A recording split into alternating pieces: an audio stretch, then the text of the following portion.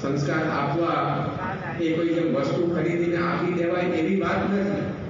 આજને કપડાની જરૂર પડી તો બજારમાંથી આપણે કપડું ખરીદીને લાવીને પહેરાવી દીધું, જરૂરિયાત પૂરી થઈ ગઈ. એ રીતે સંસ્કારો આપી શકાતા નથી.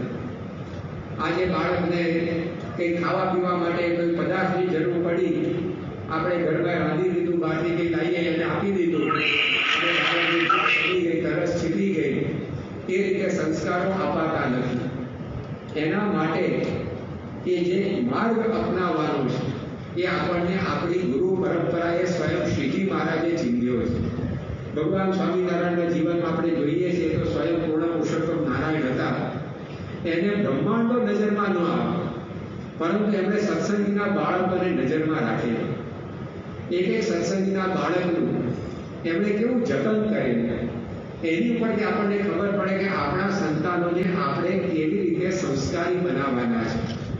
એકવાર શ્રીજી મહારાજ ગઢડામાં બિરાજમાન હતા અને ત્યાં આગળ કથા ચાલી રહેલી તે વખતે દાદા કાચરના દરબારની અંદર એક ઓરડામાં સાપ નીકળ્યો.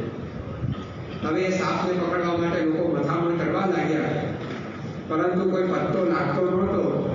સ્વયં શ્રીજી મહારાજ ઉભા થયા અને શ્રીજી મહારાજ પોતે એ સાપને પકડીને પછી બહાર મૂકી આવવા માટે પ્રયત્ન કરતા હતા. ત્યારે નાનો બાળક એ વારે ઘડી મહારાજ પાસે આવે અને કંઈ પૂછવા જાય કે આ શું છે, તે શું છે. હવે આ કામ શ્રીજી મહારાજ કરી રહે, એમાં પેલો વારે વારે પૂછપરછ કરે.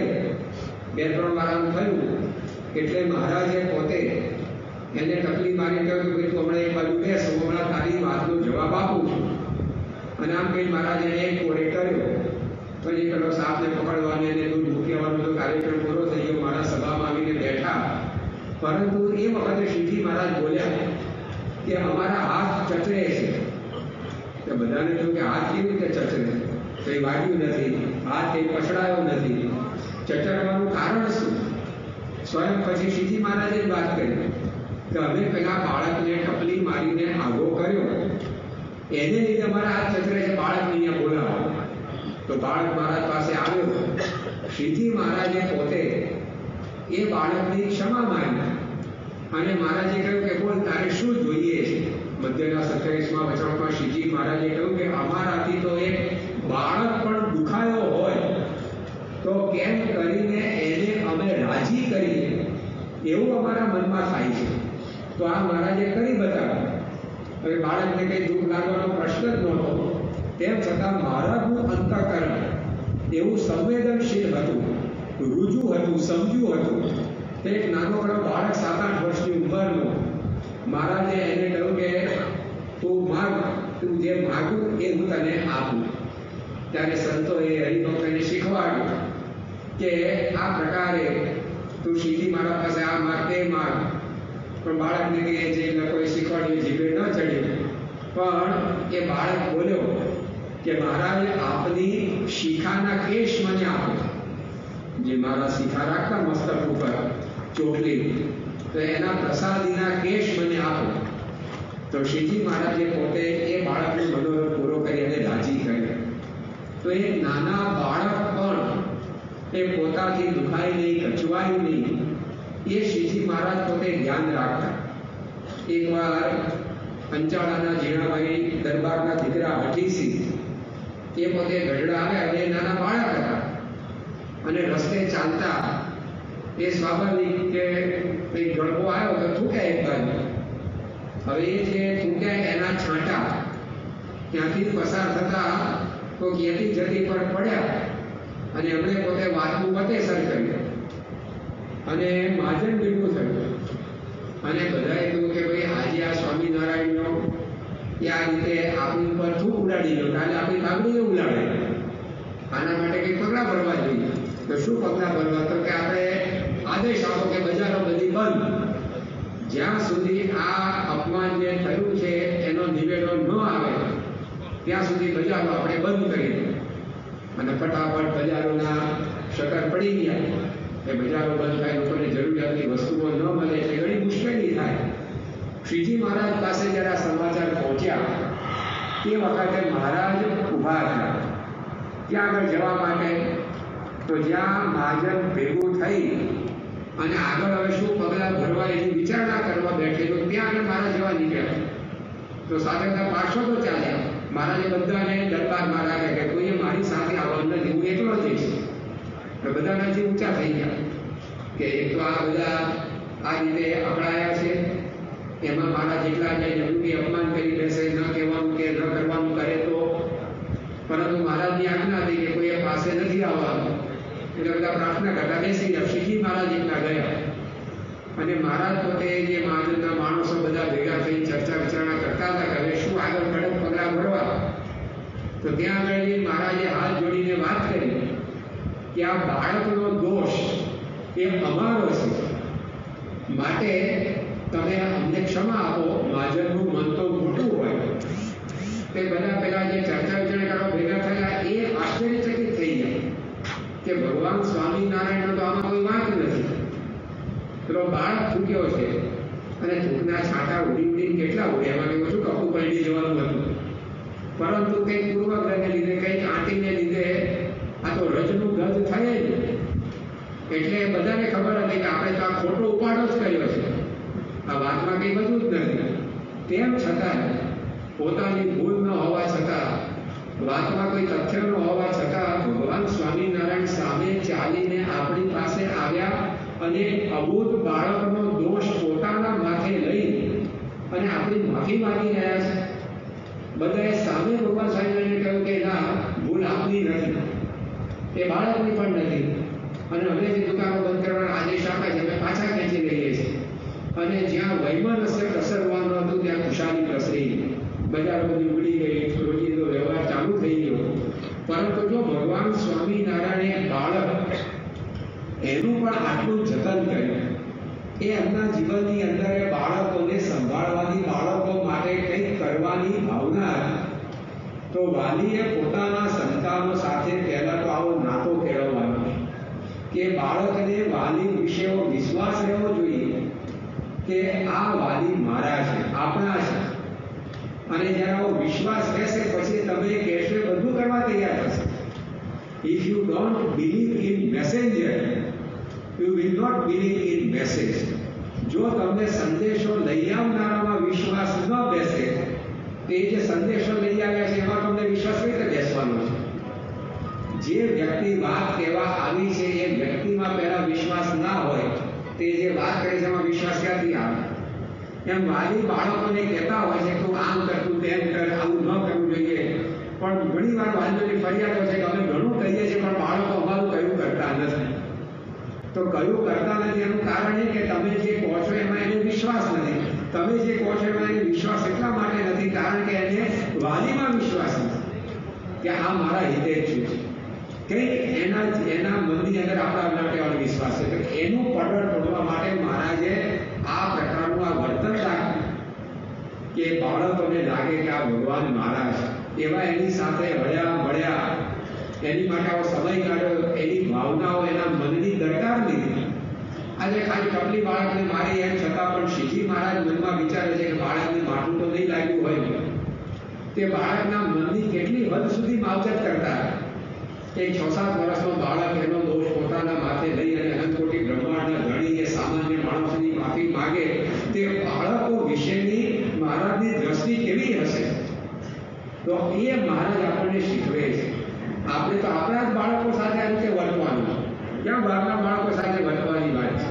મહારાજે તો પારકા બાળકોના દોષ પોતાના માથે લીધા.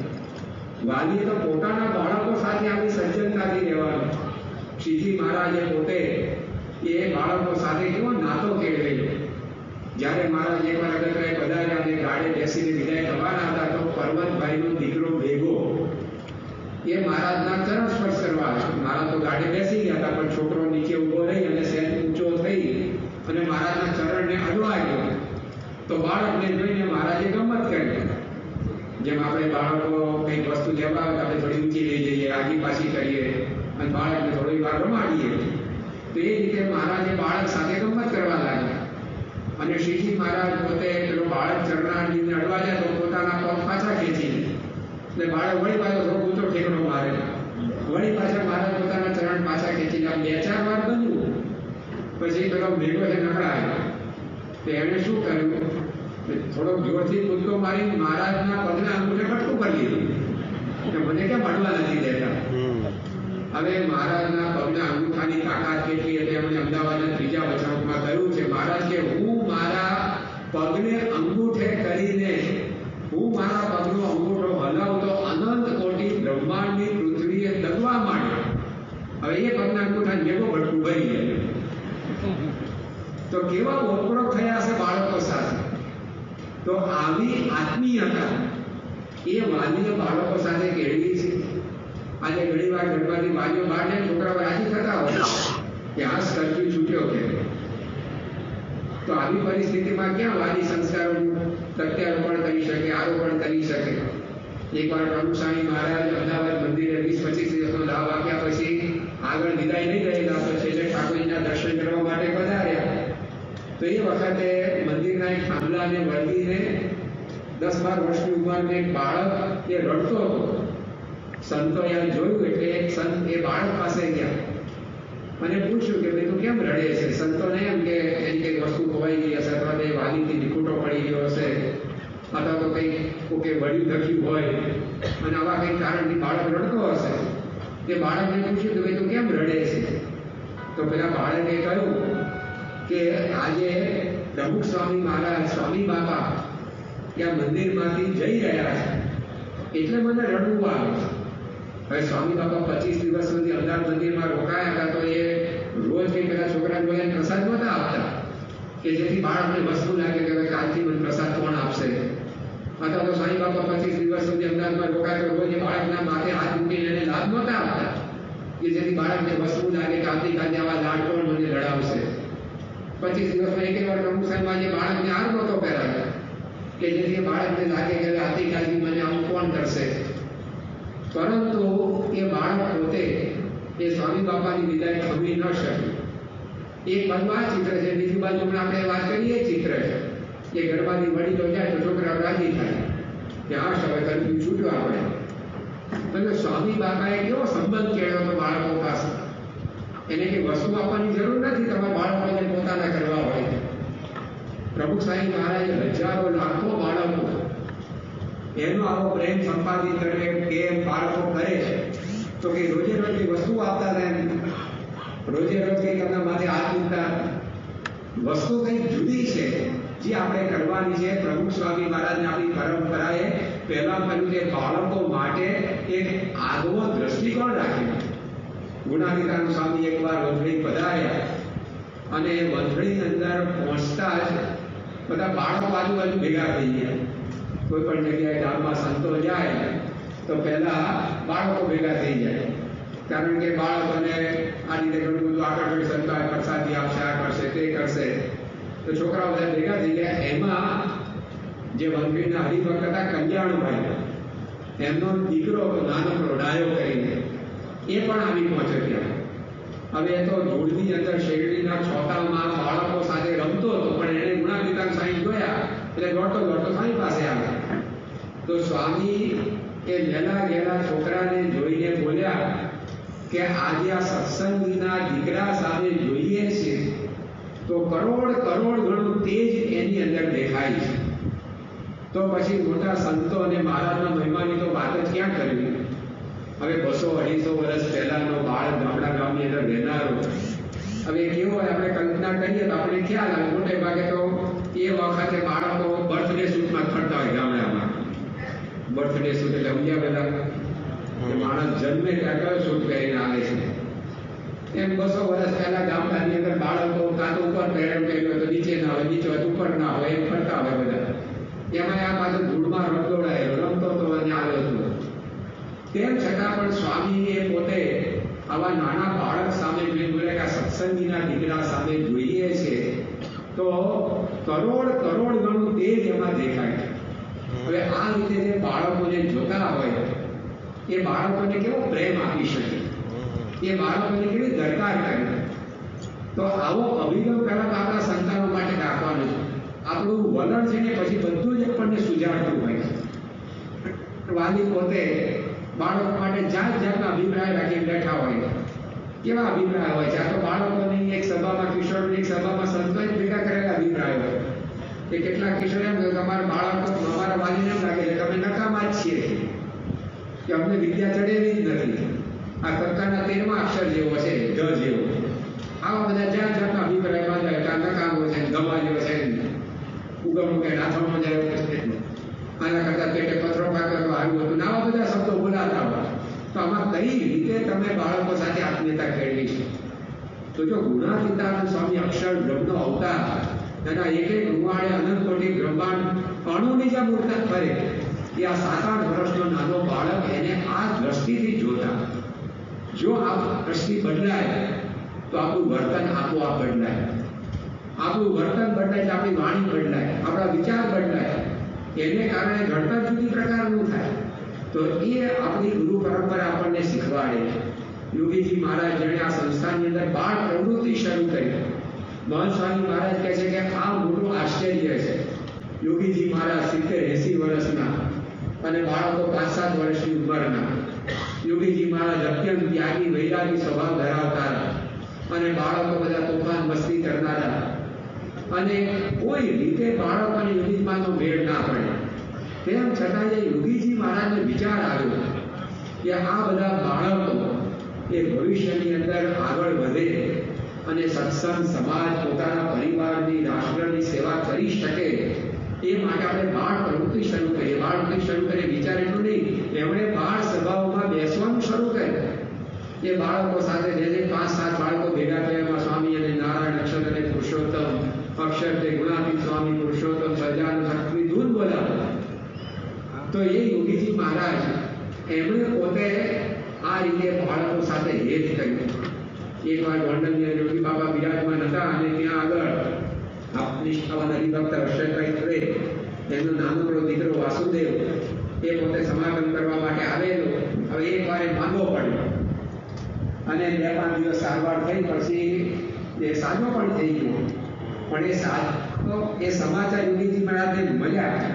તો યોગીજી મહારાજ કે મારે હવે અક્ષરદેહમાં વાસણ ઉટકવા જવું છે. બધા કે બાપા આપને વાસણ ઉટકવાની શું જરૂર છે?